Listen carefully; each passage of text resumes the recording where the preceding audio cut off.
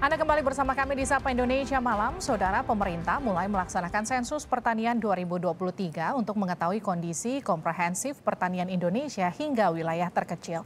Data hasil sensus penting untuk merumuskan kebijakan di sektor pertanian demi ketahanan pangan di tengah ancaman krisis pangan global.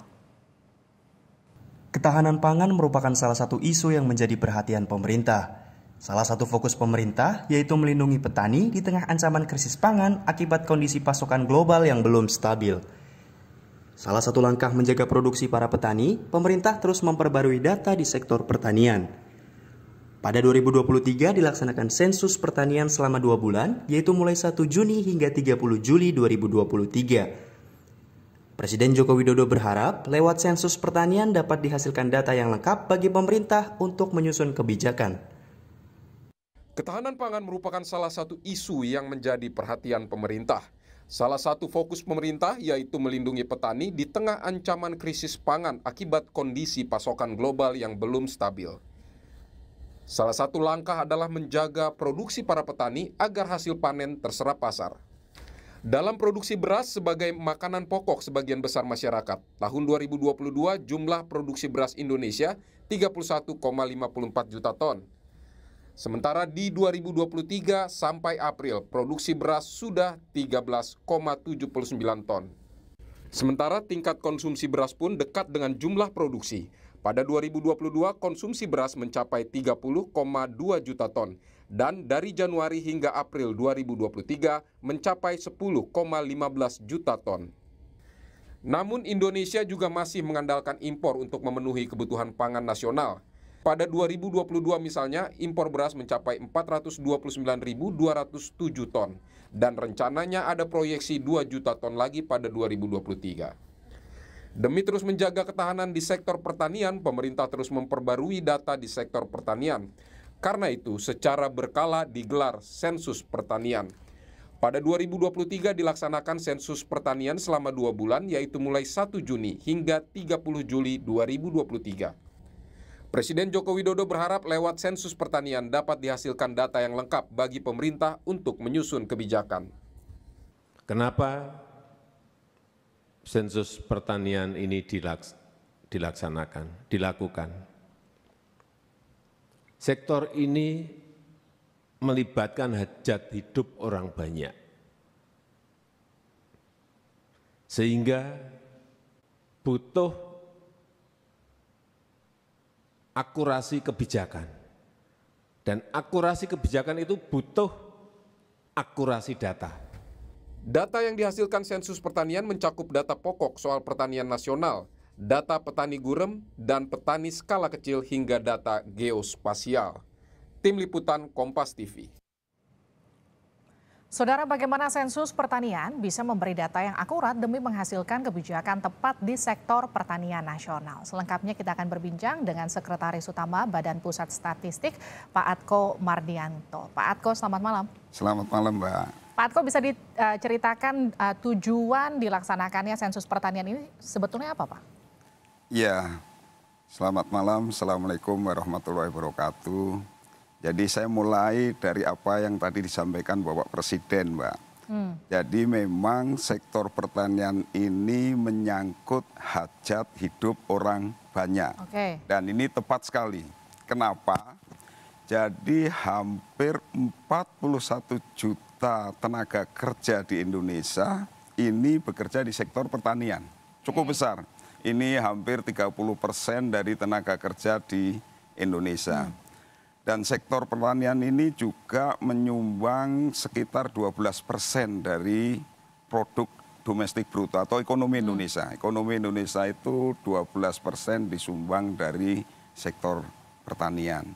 Nah, pada waktu COVID kemarin, ekonomi Indonesia terkontraksi atau pertumbuhannya itu negatif. Sektor pertanian tetap positif, Mbak. Di 2020 itu tumbuh 1,77%. 2021 tumbuh 1,87%, di 2022 tumbuh sekitar 2,25%. Nah, ini apa maksudnya? Bahwa sektor pertanian itu betul-betul menyangkut hajat hidup orang banyak. Nah, karena menyangkut hajat hidup orang banyak, maka perlu data yang akurat menyangkut pertanian ini. Nah, itu siapa saja yang di sensus atau di data? Nah, sensus pertanian ini cakupannya cukup luas. Pertanian itu cukup luas, ada 7 subsektor. Ya, ada sektor pertanian tanah pangan, kemudian perikanan, perkebunan, kehutanan, jasa pertanian, dan sebagainya. Ada 7 sektor. Nah, tentunya yang akan didata ya seluruh usaha pertanian. Nah, usaha pertanian ini bisa usaha pertanian yang dilakukan oleh masyarakat. Kemudian ada juga yang berbadan hukum, perusahaan-perusahaan, dan juga ada usaha pertanian lainnya. Jadi cakupannya sangat luas. Nah, nanti data yang dihasilkan akan seperti apa, Pak Atko? Iya, yang paling pasti tentunya kita akan mengetahui berapa sih jumlah petani yang ada di Indonesia. Itu sangat penting. Dan itu nanti sampai level terkecil. Jumlah petani sampai skala kecil itu akan tahu semua dari hasil sensus pertanian ini. Dan juga struktur usahanya itu seperti apa. Nah, gitu. Dan sekarang kita tahu ada petani milenial, ada bahkan mungkin ada petani gurem, ada urban farming, semua nanti akan didata. Gitu. Jadi cakupannya luas sekali, Mbak. Gitu. Manfaat langsung untuk pemerintah apa, Pak Atko? Iya, kalau kita bicara manfaat tentunya terkait dengan data yang dihasilkan. Jadi data pertanian ini nanti pemerintah bisa membuat kebijakan-kebijakan terkait dengan pertanian, itu tentunya bisa tepat kebijakan apa yang diambil. Karena data yang akurat tadi, kalau kita sudah mempunyai data yang akurat, ya kebijakannya tentunya akan lebih tepat sasaran. Kalau koordinasi antar lembaganya itu kemana aja sih Pak ketika melakukan sensus seperti ini? Iya, tentunya yang terkait, pertama yang terkait dengan pertanian, itu ada Kementerian Pertanian, ada Kementerian Kelautan, Kementerian Kehutanan, Badan Pangan, dan sebagainya. Tentunya semua stakeholder kita libatkan, kita berkoordinasi, kita berkolaborasi, supaya sensus pertanian ini bisa berhasil nanti mendapatkan data yang berkualitas gitu, Mbak. Kalau arahan dari Presiden Jokowi terkait dengan proses pendataan sensus pertanian ini apa? Ya, tentunya proses ini harus dilakukan secara baik dan benar karena ini kegiatan yang masif, Mbak. Jadi sensus pertanian ini dilaksanakan di seluruh Indonesia dan melibatkan petugas yang cukup besar, cukup banyak. Ada sekitar 196.000 petugas di seluruh Indonesia. Nah, tentunya ini pekerjaan yang besar, pekerjaan yang masif, dan ini harus dilakukan dengan sungguh-sungguh. Tentunya ini semua memerlukan komitmen bersama supaya hasilnya betul-betul sesuai yang kita inginkan. Tadi kan Pak Atko sempat menyinggung kalau bicara kerjasama antar lembaga dalam proses sensus pertanian ini juga butuh kerjasama salah satunya dari Kementerian Pertanian. Dukungan dari Kementerian Pertanian itu seperti apa bentuknya? Ya, banyak sekali. Mulai dari perencanaan kita sudah berkolaborasi, kita mendapatkan data apa saja untuk data namanya pre-list ya. Pre-list itu untuk data awal. Seperti apa sih kondisi pertanian di Indonesia gitu. Nah, sehingga ini nanti pada waktu kita melakukan, kita juga mempunyai dasar mana-mana yang harus kita datangi, di mana yang harus kita kunjungi, dan seberapa banyak nanti beban kerjanya gitu. Jadi kemudian di Kementerian Pertanian itu kan ada kelompok-kelompok tani. Nah, kelompok-kelompok tani ini harapannya bisa membantu kita mensosialisasikan karena sekali lagi ini cakupannya luas.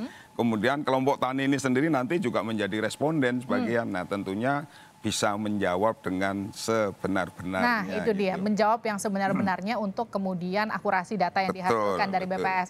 Tapi kemudian yang jadi pertanyaan gini, ketika petugas sensus datang ke lapangan, biasanya datang ke warga-warga, para petani, atau misalnya ke rumah-rumah, itu kan biasanya mereka punya kesibukan tersendiri yang kemudian, ntar deh, saya nggak punya waktu sekarang, atau nanti deh. Itu gimana tuh Pak, himbauannya ke masyarakat agar kemudian mensukseskan, katakanlah sensus pertanian yang sedang dilakukan BPS? Iya, jadi begini Mbak. Jadi yang pertama dari sisi kami, petugas itu sudah kami latih.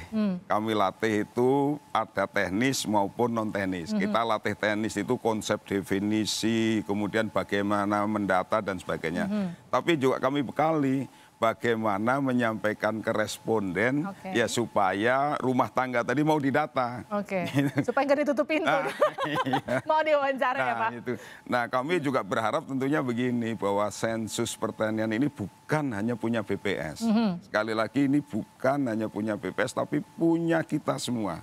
Punya bangsa Indonesia ini sehingga ya perlu dukungan, perlu bantuan dari semua pihak. Mulai dari kementerian, lembaga, Pemda, kemudian masyarakat yang sebagai responden. Gitu, karena sekali lagi ini punya kita semua, punya bangsa Indonesia, bukan punya BPS. Gitu. Pak Atko, ini pertanyaan terakhir. Jadi dari proses pendataan, kemudian sampai data itu dihasilkan dan bisa dirilis ke pemerintah dan juga stakeholder terkait, itu prosesnya berapa lama sih Pak? Ya, jadi pendataannya di lapangan kan 2 bulan ya, seperti kami sampaikan tadi 1 Juni sampai 31 Juli. Nah, setelah itu kita lakukan pengolahan karena jumlahnya cukup besar. Perkiraan kita itu sekitar 30 juta rumah tangga atau 30 juta keluarga usaha pertanian itu. Nah, kita harapkan tahun ini selesai pengolahan sehingga awal tahun depan kita sudah bisa merilis angka dari hasil sensus pertanian ini. Dan tentu diharapkan para masyarakat yang kemudian jadi target responden itu juga bisa membantu petugas di lapangan agar kemudian prosesnya juga bisa berjalan lebih cepat, hasilnya bisa lebih cepat dihasilkan dan juga bisa lebih cepat datanya dimanfaatkan sama pemerintah nanti ya Pak Atko ya. Terima kasih Pak Atko Mardianto telah bergabung bersama kami di Sapa Indonesia Malam.